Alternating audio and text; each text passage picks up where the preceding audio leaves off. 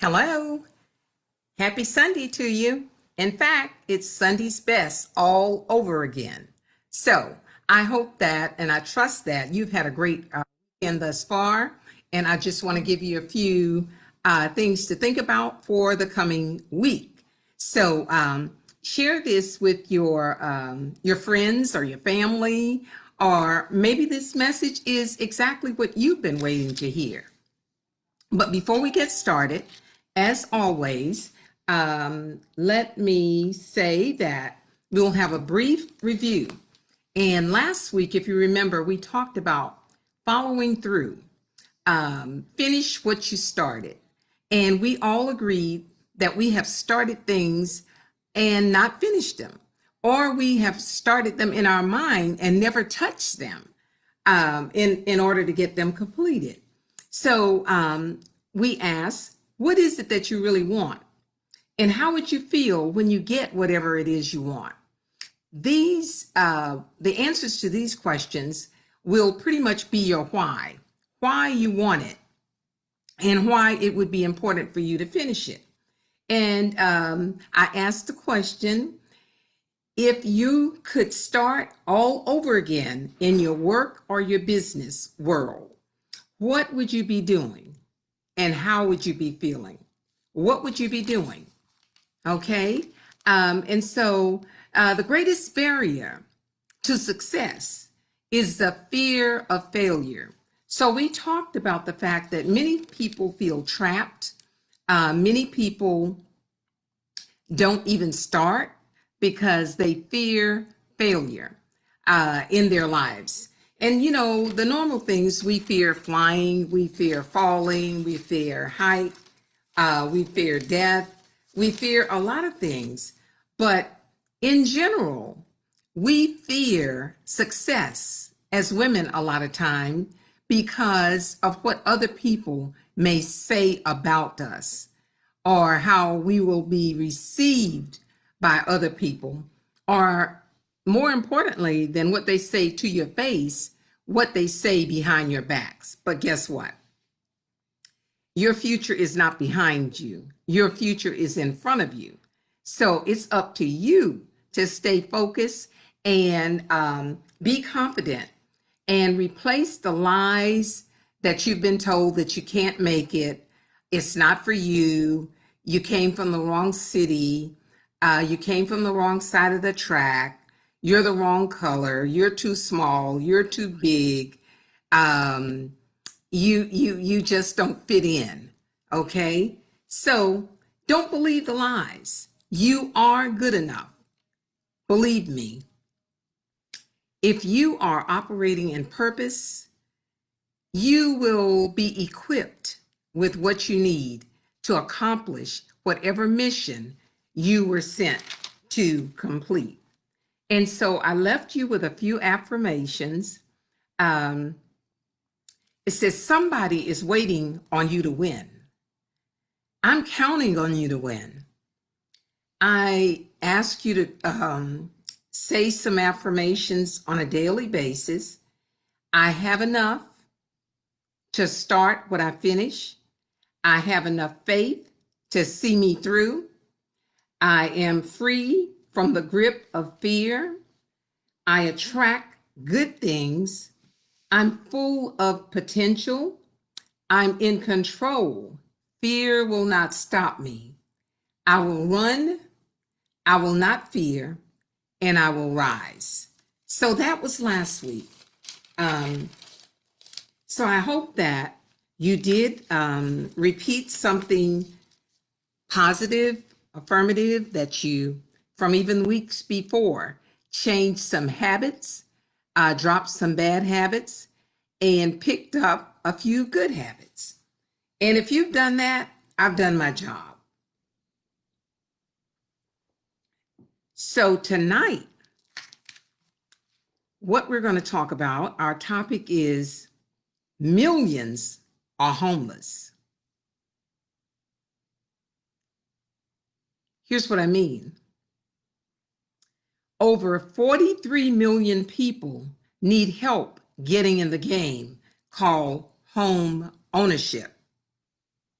43 million are homeless. And so tonight, I'm going to share some ways for you to break through the barrier and stop being homeless. And so when we say homeless, we think of people that live outside, people that roam the streets with a couple of bags, or just really don't have a permanent place to call home. Well, tonight, that's not exactly the homeless that I'm talking about, but they're part of the number as well. So thank you, Sophia Bradley, for getting on, and I hope you're enjoying that book that you won last week. All right, and it says 43 million are homeless. And those of you that know me, you know that I've been operating over the past 34 years, 3.5 decades. And my slogan has been, it's my business to open doors for you. So the question, why are so many people sitting on the sidelines when it comes to homeownership? That's question number one. Comment on question number one is, in the real world, real estate still remains king and always will be in demand. So, why are so many people sitting on the sidelines? You can't live without real estate. Everybody is going to live somewhere, even if it's under the bridge. Everybody is going to live somewhere. Everybody needs a place to live. So either they rent or they own. Two choices. You can rent or you own. And when we get through over the next few minutes, not minutes, but 20 minutes, I'm going to challenge you. If you are a renter, we need to talk. I haven't found anybody that wanted something and wanted it badly and got knowledge and followed the system, followed my instruction. I've not met anybody that said, I absolutely can never own, because never should be a word that you leave out of your vocabulary when it comes to what you can what you can own. Another thing, what do renters really own? Renters own the right to occupy a space for a specific period of time for a set amount of money. They don't own anything but the right to that.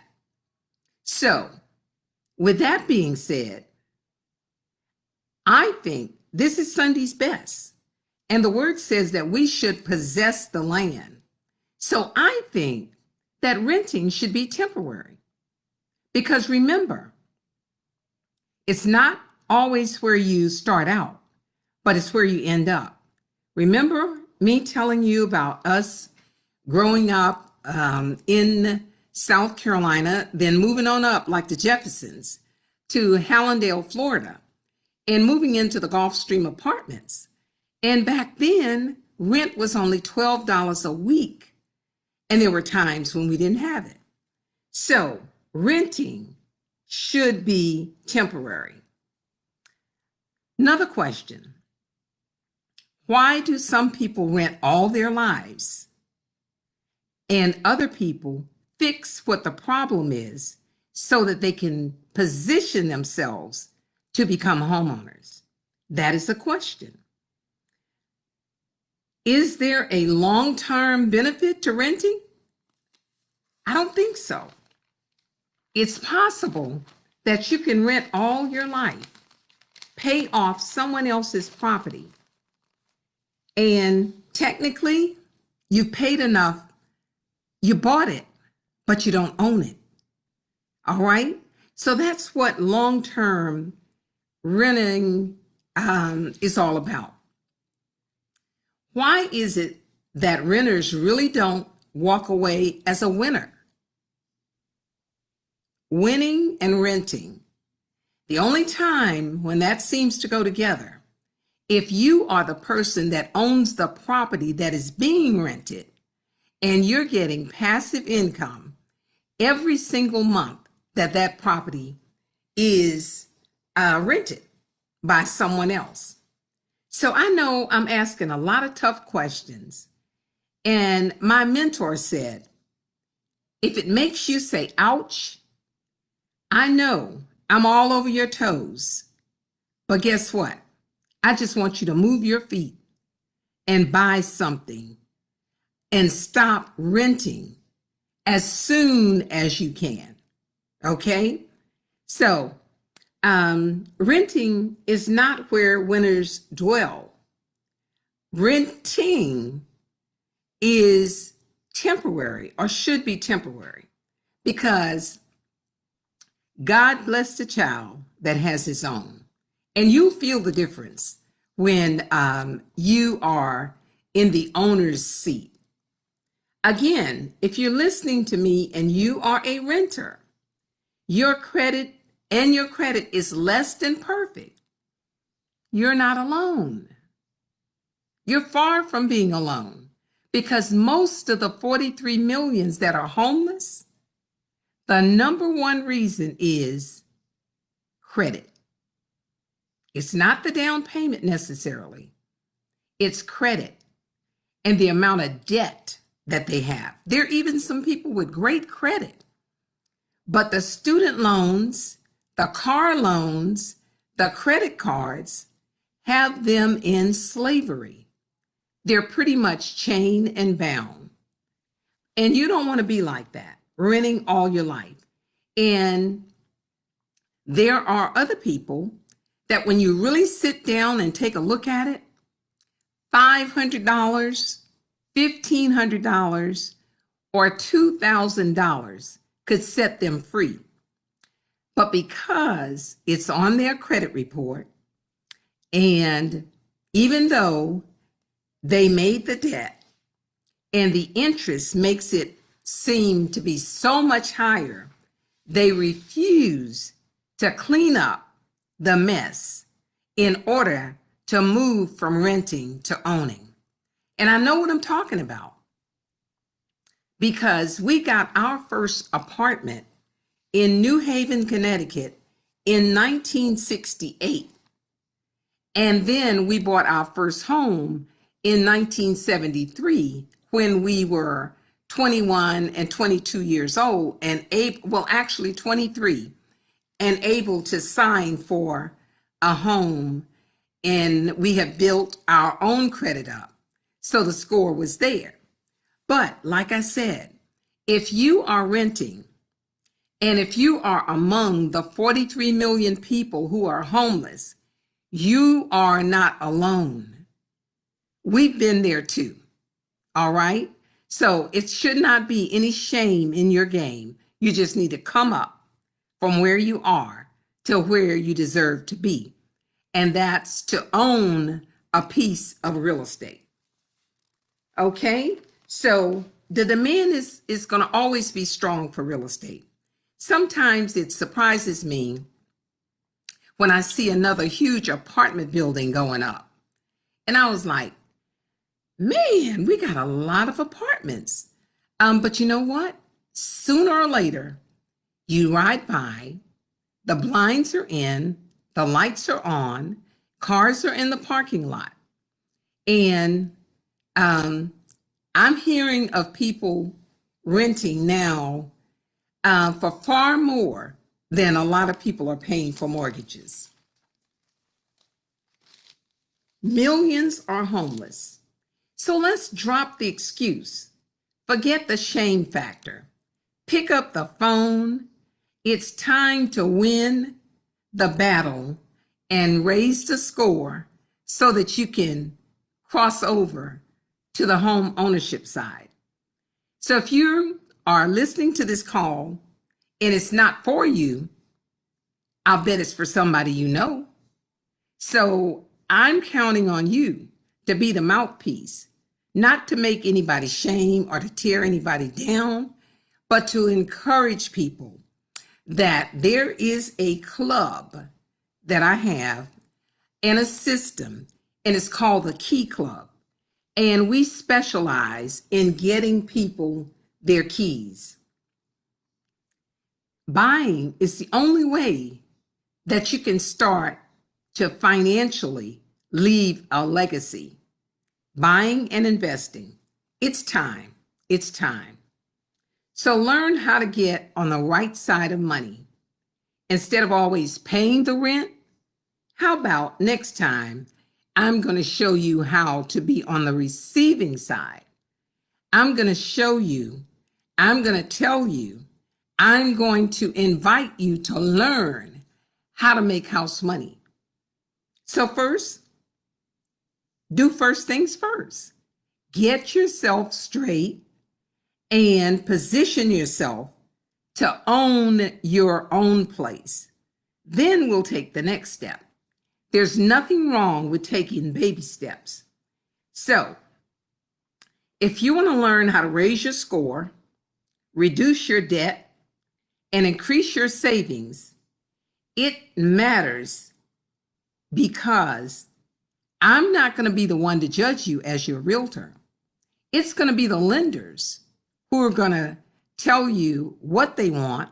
And believe me, unless they get it, you don't get your keys. So I want to position you. If you're in Columbia, your average rent right now is almost $1,100. And the average price of a home to own is going to be anywhere from 153 to 183. And that's a wide range, but it depends on which part of the city you are trying to buy in. If you're in Charleston, one size does not fit all. Your 3-bedroom apartment may be as much as $1,372. And the price to buy a home is certainly going to be over $200,000. In Atlanta, in some parts of the city, a 1-bedroom rents for over $1,400. And to buy a home is ranging between $235 and $260. Now, I know that sounds like a lot, but even if you are paying $800, let's just say $900, $900 a month, you are paying almost $11,000 a year in rent. And just what if I could share with you steps that you can take that in the next 6 months, and certainly in the next year, by the time it's time to renew that lease, if I could show you how to dig out from under and to rise up, would you be interested? I'll bet you would, because it makes a lot of sense. Because if you stay where you are, doing what you're doing, and even if the landlord does not raise the rent, in 5 years, you would have paid $54,000 in helping someone to have equity in their property, helping send someone's child to college, helping build somebody's emergency fund, helping out in ways that you too could benefit from if you'd only rise up. 43 million are homeless, but you don't have to remain in the number. All right? So here are, and thank you, Tammy, the Key Club. That's exactly what we want you to join. If you are renting and you want to know what to do now, right now, I'm going to give you, and like I said, this may not be for you. You may be saying, this is not for me. I already own a home. I already know what I had to go through. But you can share it with someone else. It's a great conversation piece. It's not gossip, it's facts. It's important things that you need to know. So I'm going to end it with the 10 commandments of buying a home on this Sunday's Best. You're going to get some great news on this Sunday. Number 1, thou shalt not change jobs when you're trying to buy a home. Even if you're offered a promotion, talk to your lender, talk to your realtor first. There will be a way to do it, but it's such a big risk that we say, number 1, thou shalt not change jobs while you're in the process of buying a home. Number 2, thou shalt not buy a car, truck, or boat unless you plan to live in it. I'm going to repeat that because sometimes we sabotage our own success. How about you get up in the morning and say, you know what? I want to buy a home. But by that afternoon, you've ridden by a nice, beautiful car, or you saw somebody pulling their boat to Lake Murray, and you said, I think I can make that payment. So you go out and make a new debt. Thou shalt not buy a car, truck, or boat unless you plan to live in it. Number 3, thou shalt not max out your credit cards. The lenders call that living on the edge. Number 4, thou shalt not close any accounts without consulting your lender and make it clear what you intend to do before you do it. Okay? Number 5, thou shalt not spend your down payment money. You can only spend money once. Once spent, it is gone. Number 6, thou shalt not buy furniture or anything else until that loan closes. Not even on the morning that you're supposed to close, that you go out and buy some furniture or some appliances, because stuff happens.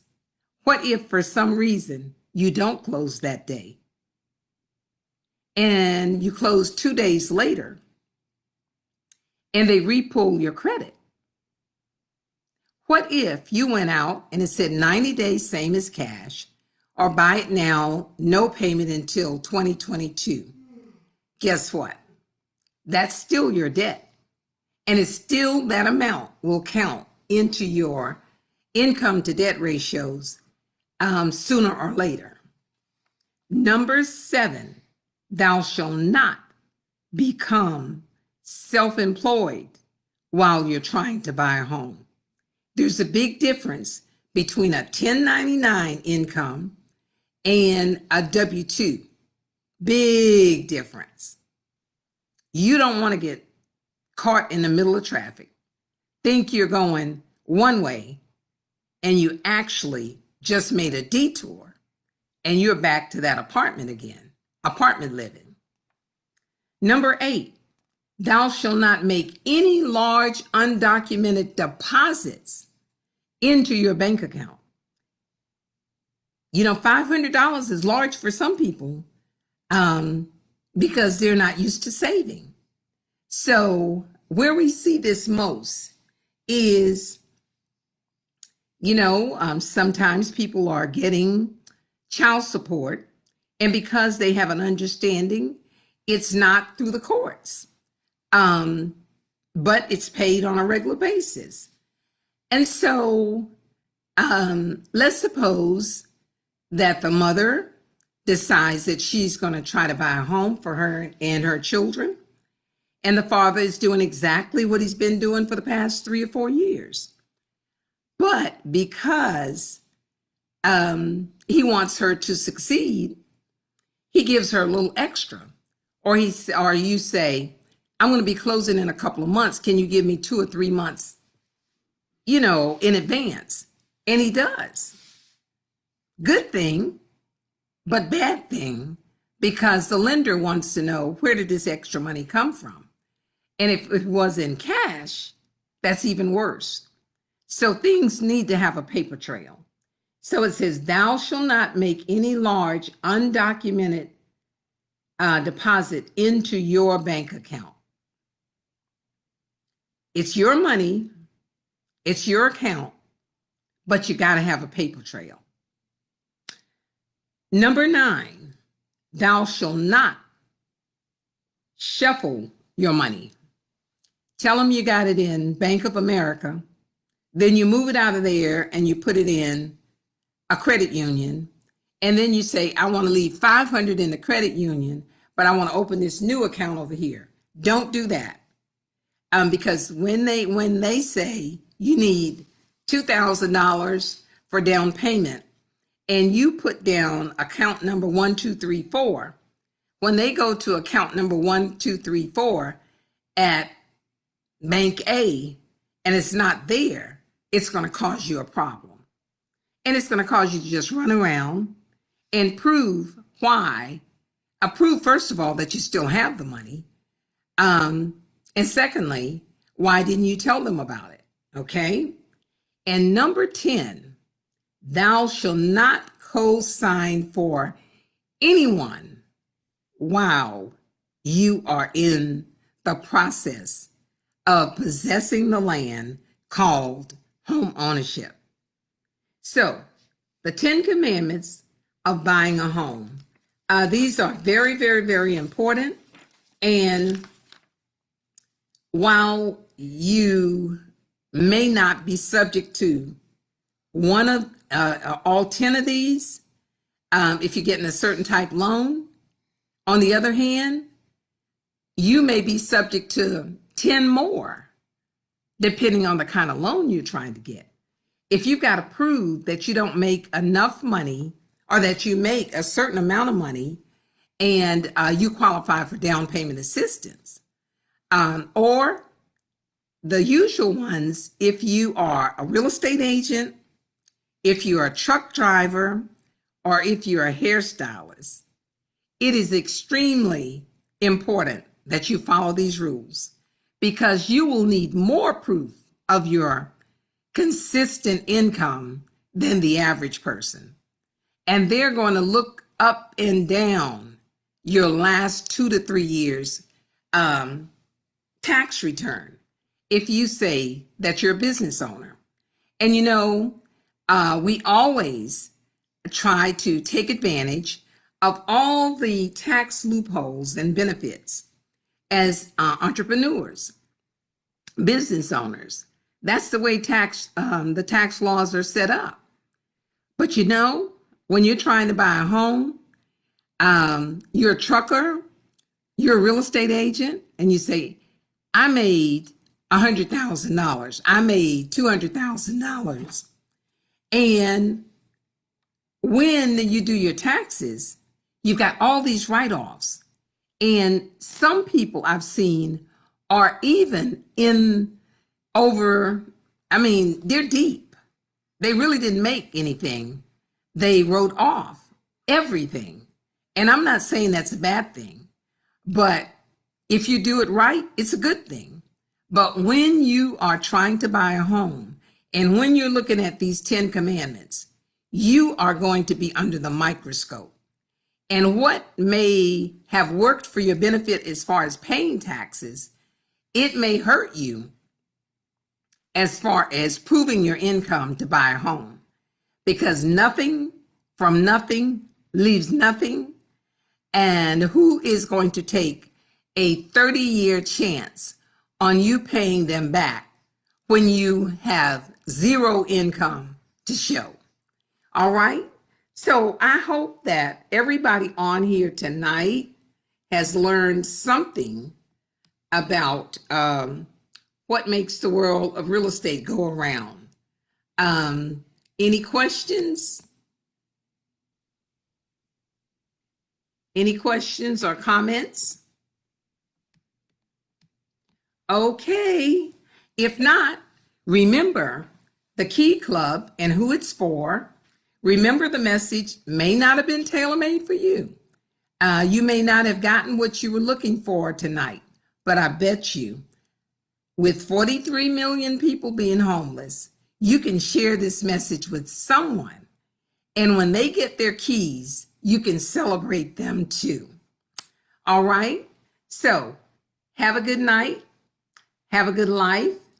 Thank you for jumping on, Michelle Barnes and Rosa and Tammy and Sophie. It's been great. I've had a great month. It's been 2 birthdays here in the Johnson household, and we've just enjoyed it. Wish we could have gone away for vacation, because those of you who've known us for any time, you know that over the last 5 years or so, we usually vacation every 2 to 3 months somewhere, but that has not been the case lately. So anyway, with all of that being said, it's still Sunday's best. And I trust that you will follow the 10 commandments. Have a great night, have a great week, and have a great life. And you are welcome, Sophie. Everybody on the line, have a good one. Take care. Bye-bye.